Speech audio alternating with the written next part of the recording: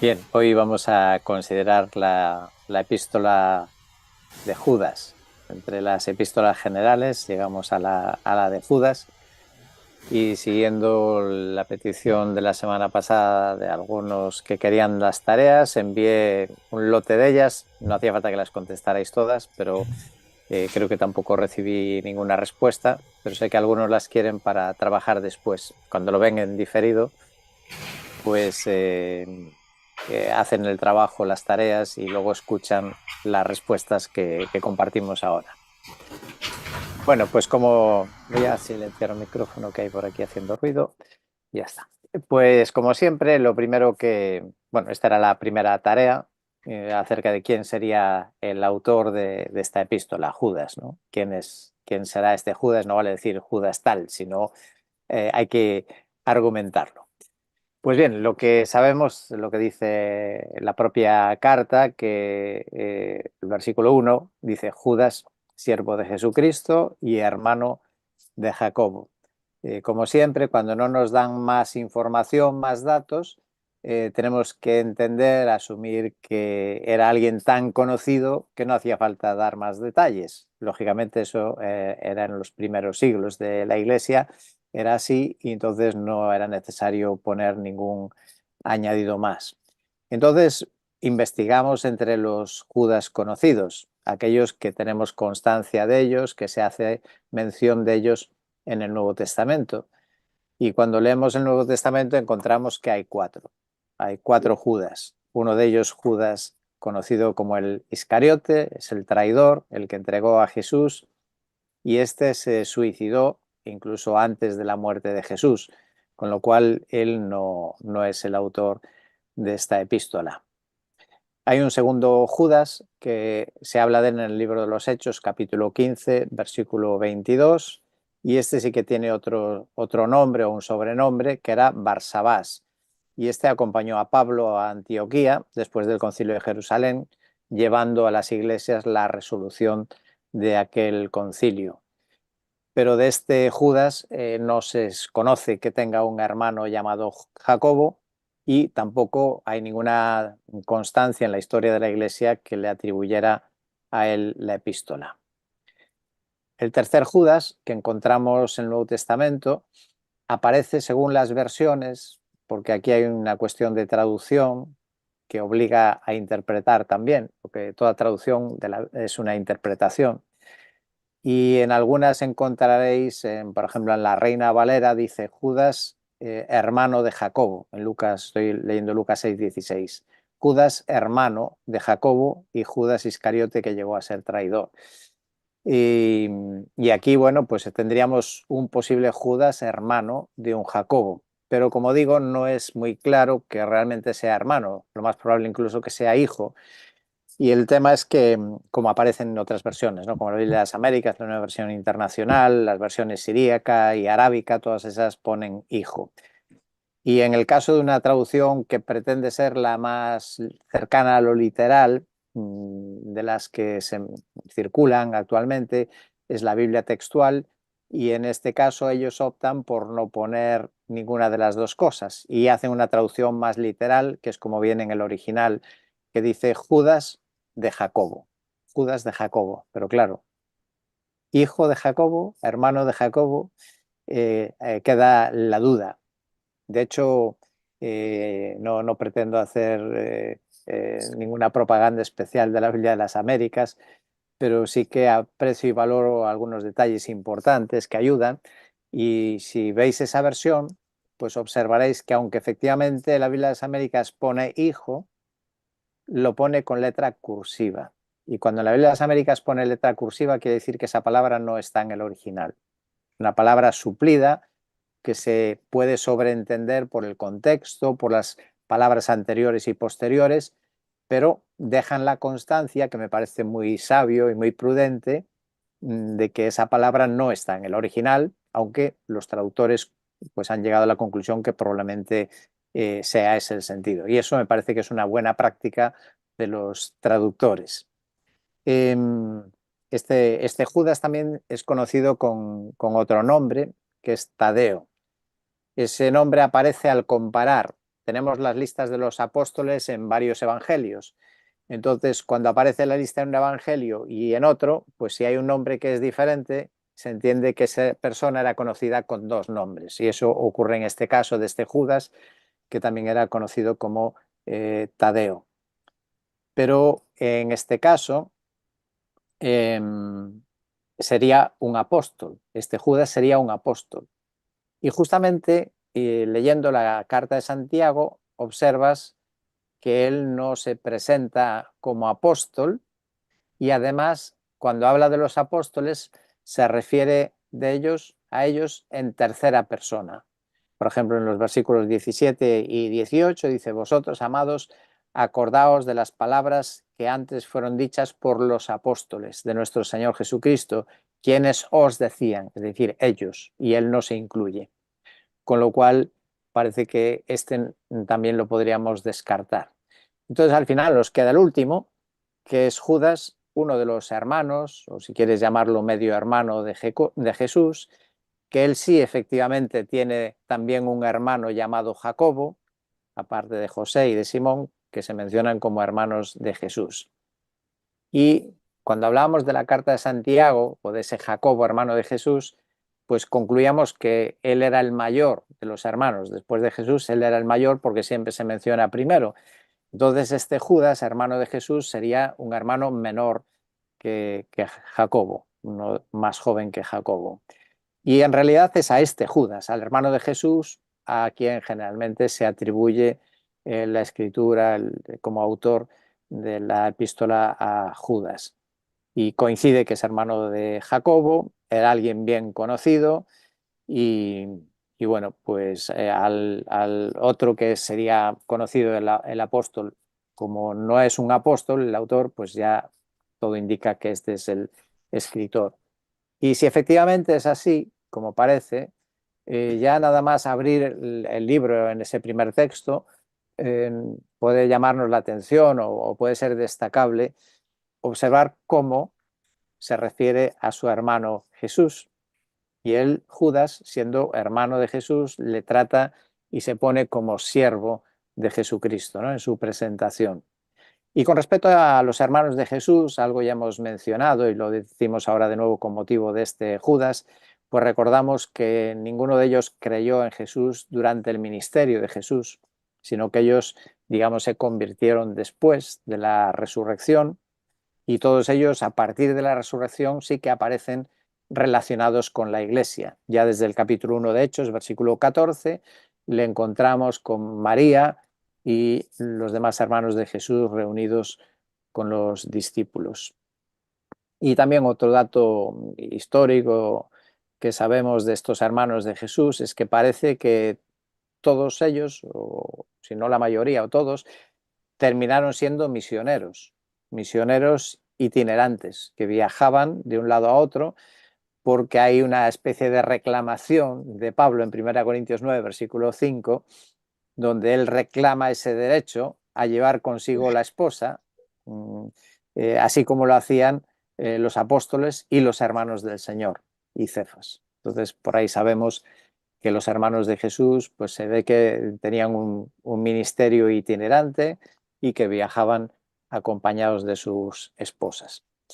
Y bien, pues dicho eso, no hay ninguna razón realmente que indique otra alternativa, ni que se sugiera ningún documento histórico, nada que diga que haya sido otro Judas el escritor de esta epístola. Luego hablamos de los destinatarios, a quienes se dirige esta epístola originalmente, claro. Está en la Biblia, está para todos, pero originalmente, ¿quiénes eran? Y dice el versículo 1, a los llamados, amados en Dios Padre y guardados para Jesucristo. Bueno, solo decir de paso que esa palabra amados, esa expresión amados, aparece repetida 4 veces en una carta que es solo un capítulo. Y en el versículo 1, en el 3, el 17 y el 20, pues repite esta expresión, este calificativo de sus destinatarios a los que llama amados. Por la manera en que habla, Judas parece pertenecer a un grupo diferente que Judas. O sea, si Judas es judío, pues entonces el grupo no serían judíos. ¿Por qué? Porque el versículo 3 habla de nuestra común salvación, como si otras cosas no las tuvieran en común, pero sí, aun siendo de pueblos diferentes, tienen en común, como todos los creyentes en Cristo, la salvación. Lo cual da a entender que sería un escritor judeo-cristiano, como es el caso de Judas, dirigiéndose a gentiles. Otro dato es que hay una referencia en el versículo 20 a que estos hermanos oraban en el Espíritu Santo, con lo cual claramente son cristianos, no solamente gentiles, sino serían creyentes. Y también otro dato que nos da Judas es que sus destinatarios tienen bastante, o algunos de ellos por lo menos deben tener un buen conocimiento bíblico, porque a partir del versículo 5 les dice que les quiere recordar, aunque ya lo saben todo. Dice, quiero recordaros, aunque ya definitivamente lo sabéis todo, que el Señor, habiendo salvado al pueblo de la tierra de Egipto, destruyó después a los que no creyeron. Así que este grupo de creyentes también eran creyentes que tenían un buen conocimiento de las escrituras, de la historia del pueblo de Dios, ya que en un solo capítulo hay referencias abundantes, ¿no? El Éxodo, la incredulidad de Israel, que murieron en el desierto, habla de los ángeles, Sodoma y Gomorra, Moisés, Caín, Balaam, Coré, Enoc y Adán. Así que estos destinatarios también son conocedores de las escrituras.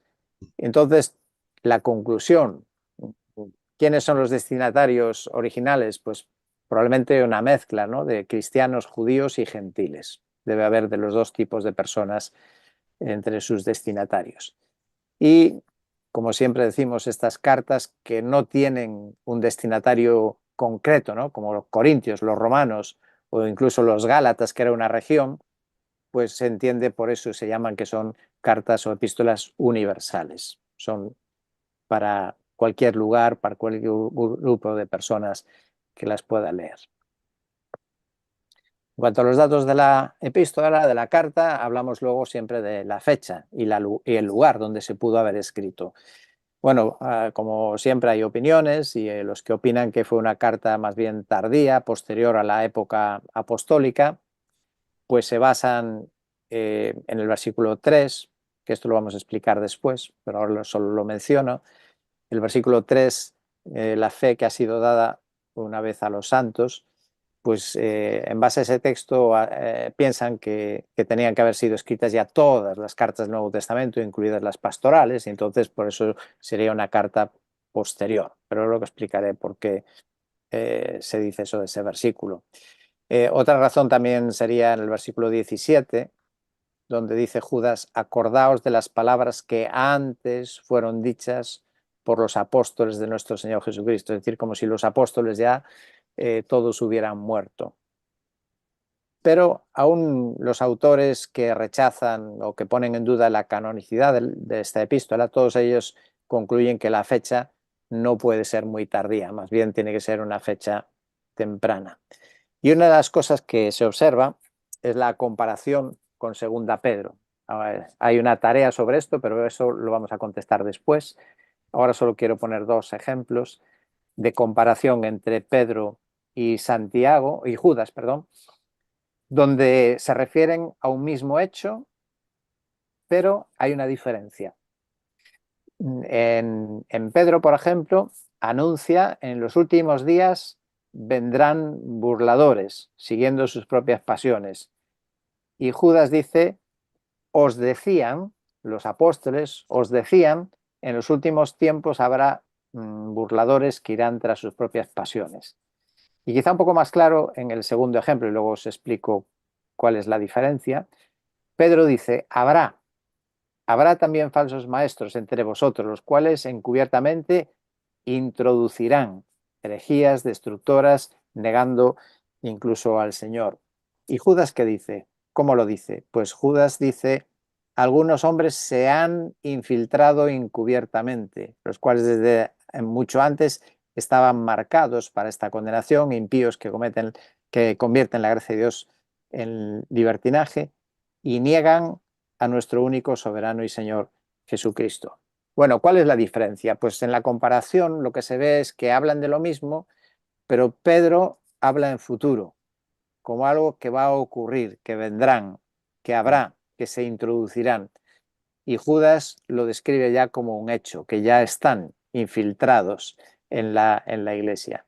Y eso apunta a que la carta de Judas debe ser anterior, digo, posterior a Segunda Pedro. O sea, después de Segunda Pedro, que es el que habla en futuro, vendría la carta de Judas, pero no necesariamente tiene que pasar mucho tiempo. Y como partiendo de la fecha de Segunda Pedro, pues se supone que esta otra pudo ser escrita entre el 68 y el 70, más o menos. Si la Segunda Pedro fue en el 67, pues Judas sería el 68 o sea, hasta el 70, en ese margen, porque no hay ninguna referencia a la destrucción de Jerusalén, que tuvo lugar en el 70. El lugar no se conoce dónde se escribió, pero si fue Judas, hermano de Jesús, pues lo más probable es que fuera desde Jerusalén. Otra cuestión de esta carta, y tenía que ver con otra de las tareas, es sobre la canonicidad, ¿no? La incorporación en el canon de la carta de Judas que se puso en duda. ¿Por qué se puso en duda? Pues uno de los argumentos son los versículos 14 y 15. Los versos 14 y 15 es una cita de la profecía de Enoc.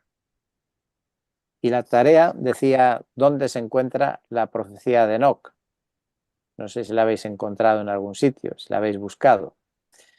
La profecía de Enoc no está en la Biblia.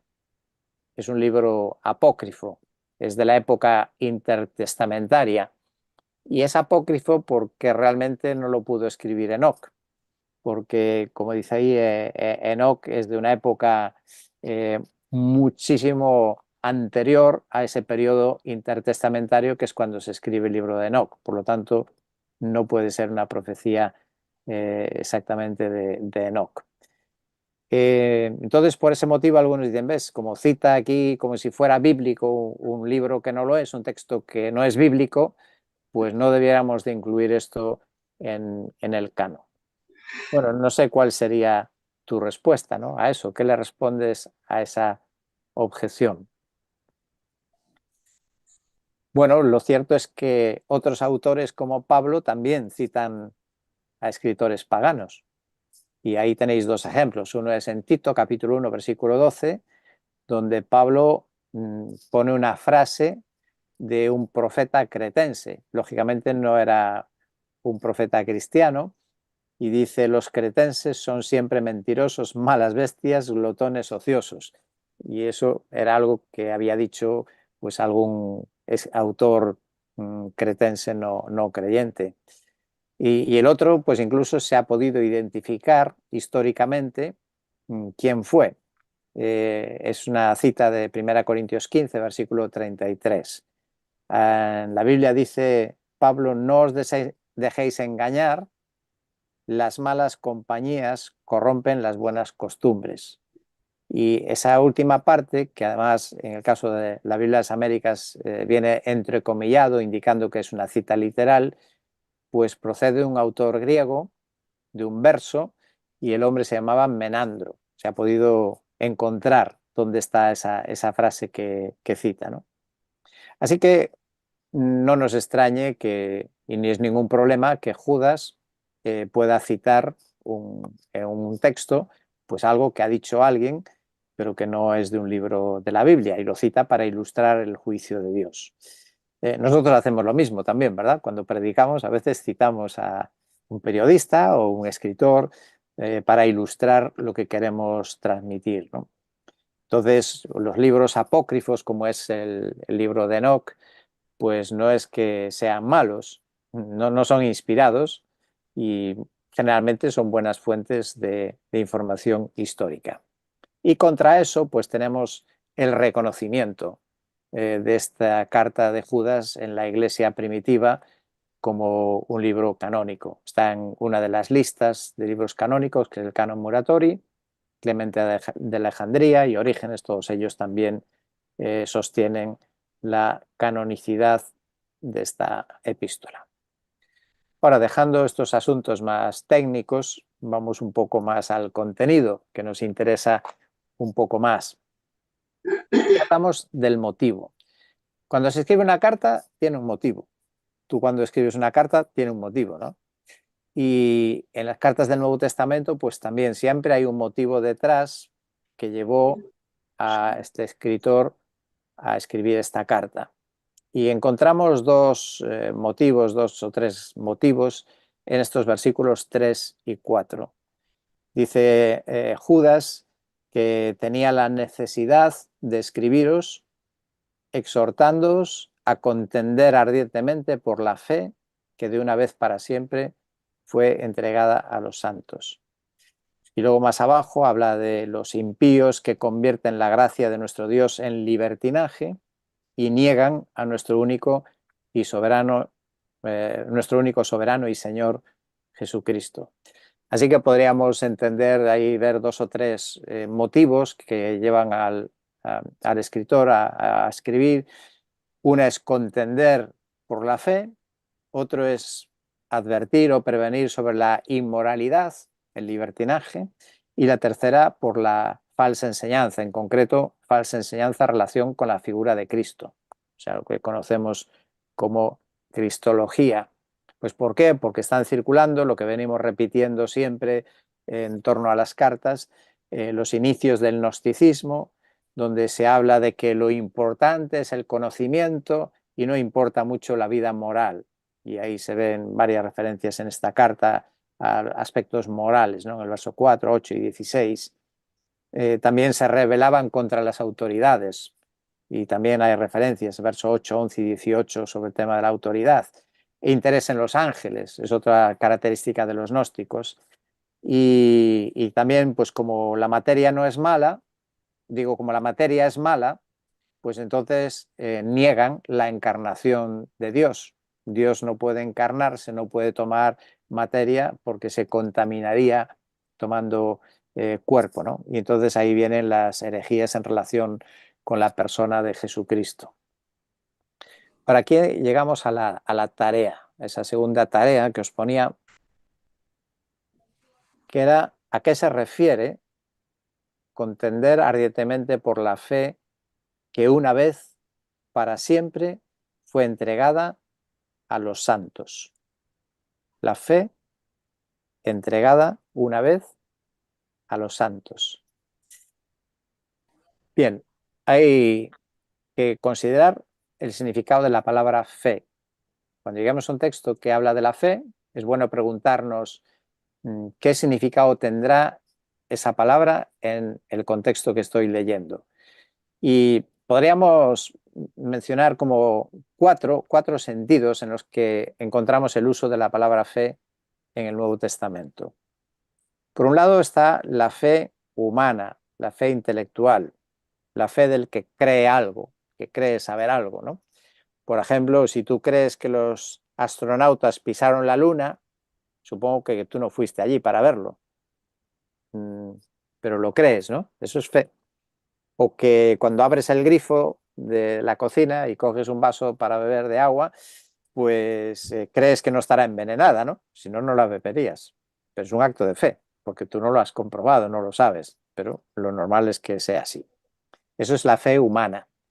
Luego está la fe salvífica, la fe que nos salva, la fe de creer en Cristo, que implica conocer a Cristo y confiar en Él. Y diría que esta, aunque podríamos incluirla en la anterior como un acto humano de fe, pero matizaría algunas cosas, ¿no? Es diferente de la fe humana o del diablo, por ejemplo, de los que dicen que creen en Dios. El diablo también cree en Dios y hay mucha gente que cree en Dios, pero esa fe no le salva. Esa no es la fe salvífica. La fe que salva diría que es una fe humana particular porque requiere, o para que se produzca, tiene que intervenir Dios. No es suficiente solo el aspecto humano de leer, de informarte y entonces tú crees, ¿no? Yo estudio una materia y termino concluyendo que puedo creer esto o creo lo otro. En el caso de la fe para salvación, tiene ese componente porque la fe viene por oír la palabra de Dios, entonces hace falta información. Pero también hay otro componente que es la intervención del Espíritu Santo que tiene que iluminar y tiene que convencer. Y aunque, como digo, lo incluiría en un sentido como fe humana, porque es un acto de fe de la persona, es la persona que tiene que creer, es la persona que tiene que confiar, es verdad que hay un elemento especial que es la intervención del Espíritu Santo. Ahora, lo que sí digo aquí es que, y aquí ahora digo mi punto de vista, como yo lo entiendo, porque algunos dicen que la fe, esta fe de salvación es un regalo de Dios, ¿no? Que Dios regala la fe a la gente y entonces la gente cuando recibe ese regalo pues ya cree y ya se salva. Y afirma que es un regalo de Dios y un texto que se suele usar es Efesios 2, versículo 8. Efesios 2, versículo 8 dice, por gracia habéis sido salvados por medio de la fe y esto no de vosotros, sino que es don de Dios. Pero claro, hay que ver bien el texto. ¿Cuál es el don de Dios? ¿Se refiere a la fe? ¿Es la fe el don de Dios? Si fuera la fe el don de Dios del que habla aquí Pablo, no diría esto es don de Dios, diría esta, la fe es femenino, tendría que ser esta, la fe no es de vosotros, sino que sería el don de Dios. Lo que es el don de Dios o el regalo de Dios es el ser salvos, que es de lo que está hablando.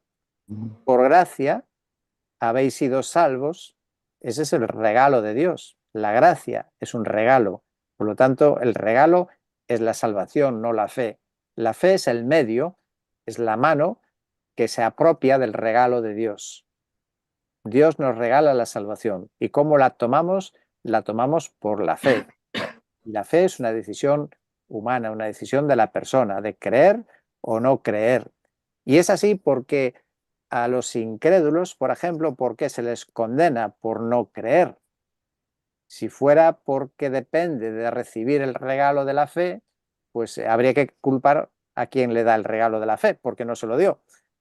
Pero si el acto de creer es un acto de la persona, sí que la persona es responsable y por eso viene la condenación a los incrédulos, porque no han o han decidido no creer. Entonces, mi opinión, porque entiendo que en Efesios 2 y la fe de salvación no es la fe el regalo de Dios, sino que el regalo de Dios es la salvación.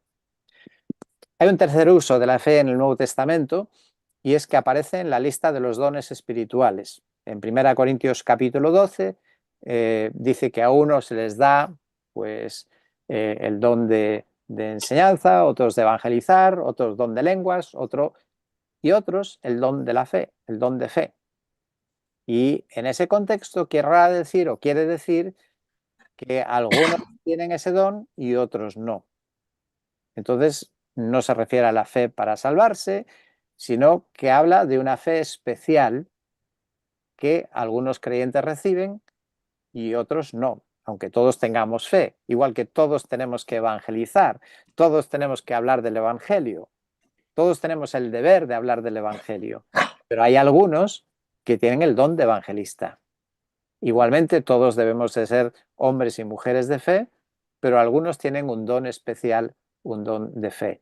Y el ejemplo que pongo siempre en este caso, un ejemplo de la historia, pues sería el de personas como Jorge Müller de los orfanatos de Bristol, donde él tenía una fe que era capaz de sentar a los niños para desayunar sin tener leche ni pan y ponerse a orar y dar gracias a Dios por el desayuno. Y efectivamente luego llegó, ¿no?, el pan y la leche, pero hay que tener una fe especial, ¿no? Quizás nosotros no todos tendríamos esa fe. Entonces hay personas que tienen esa fe, la fe de visión, de meterse en un proyecto, a veces de la iglesia o de evangelización, algún proyecto que humanamente no parece muy seguro, muy viable, pero hay hermanos que el Señor les da esa visión, ese don de la fe, de ver y el Señor hace su obra. Entonces sería un don. Y ya finalmente entonces nos queda el cuarto caso, que es el de Judas. El de Judas, la fe dada una vez a los santos se refiere a algo irrepetible, no algo que sucede, por ejemplo, con la conversión, pues recibe la fe cada vez que uno se convierte. No, aquí dice que fue dado una vez, ya para siempre, a los santos en general. Entonces es algo irrepetible, algo cerrado y dado al conjunto de los creyentes, a los santos, no a los pecadores, para salvación. no es dada a los incrédulos, como es la fe salvífica, aun suponiendo que fuera un regalo de Dios, sería dado al incrédulo para salvación. Pero aquí no, es una fe dada a los santos. Entonces, ¿qué puede ser eso que cumple esas condiciones? Pues es el conjunto de la doctrina cristiana, es decir, el conjunto de las creencias. La fe es las creencias. Creer y fe son sinónimos. Así que el conjunto de las creencias del cristiano, eso es la fe a la que se refiere Judas. Y de hecho podemos comprobarlo que un poco más abajo, en el verso 17, dice: vosotros, amados, acordaos de las palabras que antes fueron dichas por los apóstoles de nuestro Señor Jesucristo. Así que en este contexto está hablando de eso, de la enseñanza de los apóstoles. Y en ese sentido, pues en nuestro propio lenguaje hablamos muchas veces de la confesión de fe. ¿Y cuál es la confesión de fe de tu iglesia? ¿Cuál es la confesión de fe de tal entidad, de tal asociación, de tal federación, de tal denominación? Son los credos también. Eso son la confesión de fe y es el conjunto de las doctrinas que uno cree. Y hay más citas en el Nuevo Testamento que la fe se usa en ese sentido. He puesto ahí, por ejemplo, Colosenses 1:23, donde dice: si en verdad permanecéis en la fe bien cimentados y constantes, sin moveros de la esperanza del Evangelio que habéis oído. Así que relaciona la fe con el Evangelio, sobre el cual está uno cimentado. Gálatas 1:23 también, pues dice que Pablo en otro tiempo perseguía y ahora predica la fe. Predica la fe. Si fuera un acto personal de creer, eso no se predica, pero sí predicas la fe. ¿Qué es lo que predicaba Pablo? El Evangelio. Esa es la fe, es el Evangelio, es la doctrina cristiana. Y 1 Timoteo 4:1, pues también lo mismo, habla de los que apostatan de la fe, pues los que se apartan, los que reniegan de lo que creen. Entonces, ¿cuál es el mensaje de Judas? Este mensaje de contender por la fe, pues llama a defender, a sostener la doctrina frente a la falsa enseñanza, a los falsos maestros, y la responsabilidad de transmitirla a las generaciones siguientes. Y esto es un tema, me parece, importante. Tenemos que defender la doctrina. No todo vale, no todo vale. No es solo emociones. También tenemos que basarnos en la doctrina, que la tenemos que tener clara y saber transmitirla a la generación siguiente. Porque la doctrina siempre va a estar bajo ataque. Y así, en este sentido, llegamos a la palabra clave. ¿Cuál podría ser una palabra clave de esta carta? Bueno, podría haber sido otra tarea. Pues se sugiere la palabra guardar, el verbo guardar, guardar o guardados. Aparece en el versículo 1, en el versículo 6 y en el versículo 24. Nos hablan de esta idea de ser guardados para Jesucristo o de ser guardados sin caída. Muy bien, vamos a hablar de el contenido, algo del contenido. Y aquí si teníamos alguna otra pregunta que podría haberos puesto. Si te fijas en el versículo 3, a lo mejor la pregunta es un poco difícil de ver o no, o a lo mejor lo veis más fácil que yo. Pero, ¿qué puedes deducir al leer el versículo 3 que está en la mente del escritor? Vamos a intentar leerle la mente por un momento a Judas. Fijaos, parece indicar que Judas tenía en mente escribir otro tipo de carta o escribir otras cosas. Fijaos que habla en pasado. Tenía el empeño que tenía en escribiros acerca de nuestra común salvación. Dice que ese era su empeño. Sin embargo, sintió una necesidad. Dice: he sentido la necesidad de escribiros exhortándoos a contender ardientemente por la fe. Así que parece que cuando escribió sintió que tenía que tener otro enfoque su escrito, tenía que centrarse más en otra preocupación, en otra problemática de la Iglesia, y pasó de esa idea gozosa de la salvación a una carta de advertencia. La carta es de combate se ve que es una carta de enfrentamiento, hay guerra contra la apostasía. La apostasía significa apartarse de la doctrina entregada por los apóstoles. Y no es tanto el combate aún casi contra la herejía, que sí que se menciona, sobre todo lo que decíamos antes, ¿no? La negación de la deidad de Cristo. El versículo 4 dice, niegan a nuestro único soberano y Señor Jesucristo, es decir, niegan su deidad. Pero más que el ataque contra la herejía en sí, en este caso se centra o se enfoca en el estilo de vida de los falsos maestros. Y creo que ya lo decía el otro día hablando de Pedro, que es importante no solamente lo que dice, sino cómo vive la persona.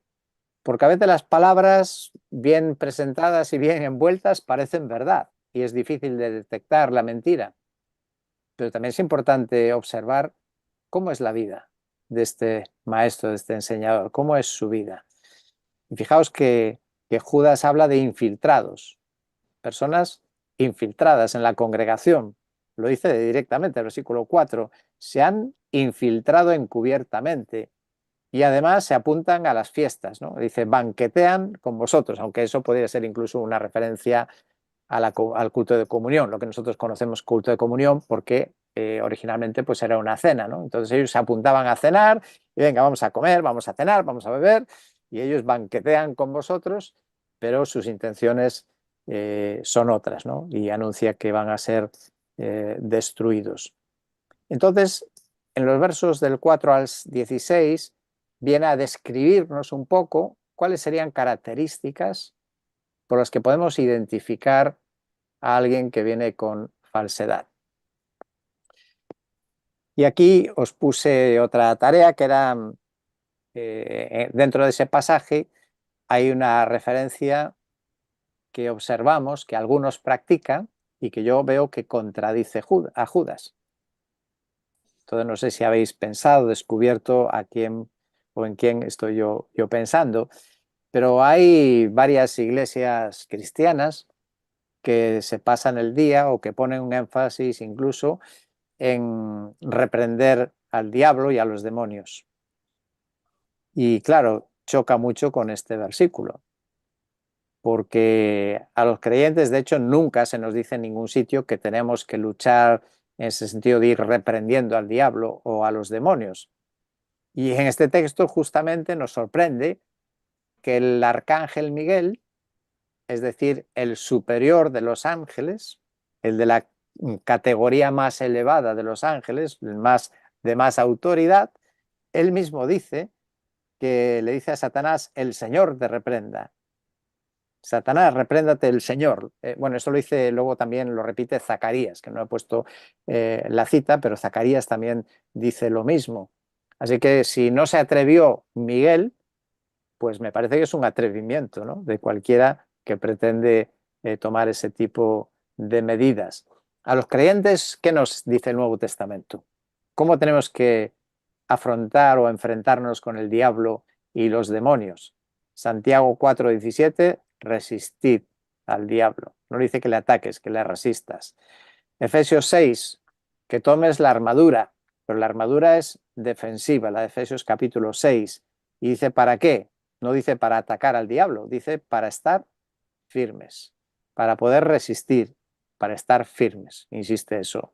Así que este texto junto con los otros pues contradiría esa práctica de algunas iglesias, así que no caigamos en esos errores. Otra tarea, porque aparecía una mención aquí en estas alertas, ¿no?, acerca de los falsos maestros, pues que los compara con Balaam. Y la pregunta era, ¿cuál es el error de Balaam?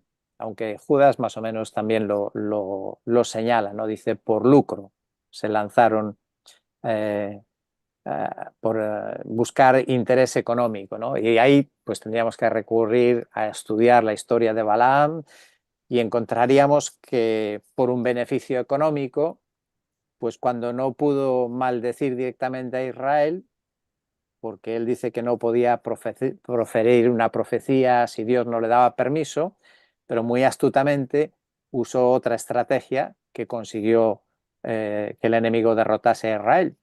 Y fue inducir a los israelitas a relacionarse con los moabitas, a que se casaran con ellos, a participar en su culto, con la fornicación y la idolatría, y eso trajo la ruina a Israel.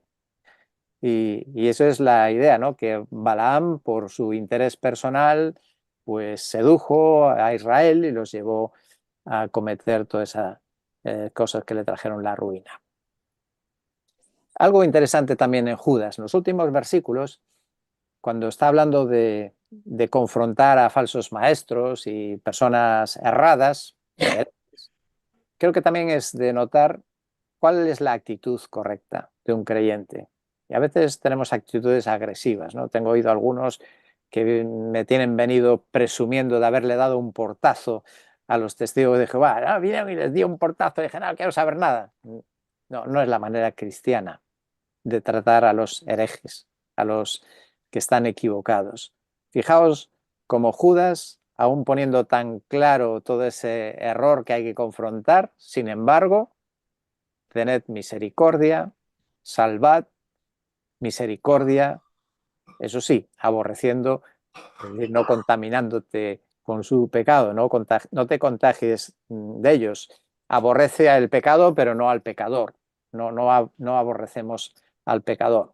Y por eso pues os sugería esa tarea también, eso de salvad a algunos, arrebatándolos del fuego, pues qué es lo que entendemos.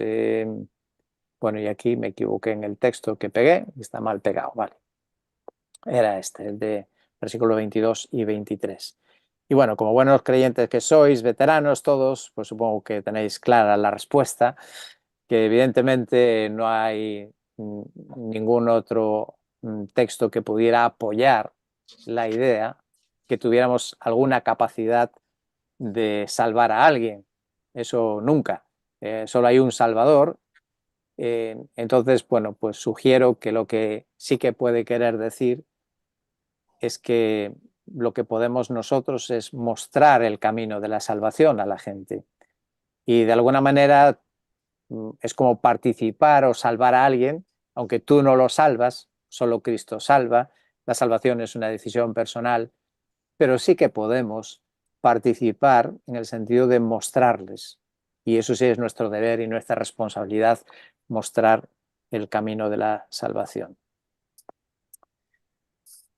Algunos temas que tenemos aquí en Judas, entonces, tomando esa palabra clave de guardar, pues sería que tenemos que guardar esa fe que hemos recibido, la fe apostólica, la doctrina apostólica, la advertencia hacia los falsos maestros entre la membresía de la Iglesia, podría haberlos y hay que guardarse de ellos, y también ese llamado a perseverar, porque el Señor así también nos guardará.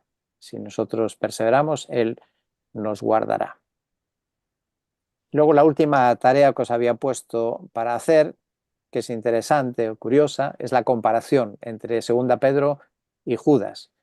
Porque si os fijáis y ponéis un texto al lado del otro, pues mira, os lo voy a poner aquí, aunque no se pueda leer, porque, pero es que es increíble el parecido, las palabras como coinciden entre Judas y Pedro, ¿no? Que llevaba lo que decíamos a la posibilidad de algunos, si es que han copiado, cómo es eso. Y claro, los escritores no buscan ser originales, sino buscan lo importante, que es transmitir la fe, aunque se repitan cosas, ¿no? Y como dijimos antes, pues Pedro anuncia lo que va a ocurrir y Pedro y Judas ya está afrontando un hecho, que es lo que se ha hecho realidad.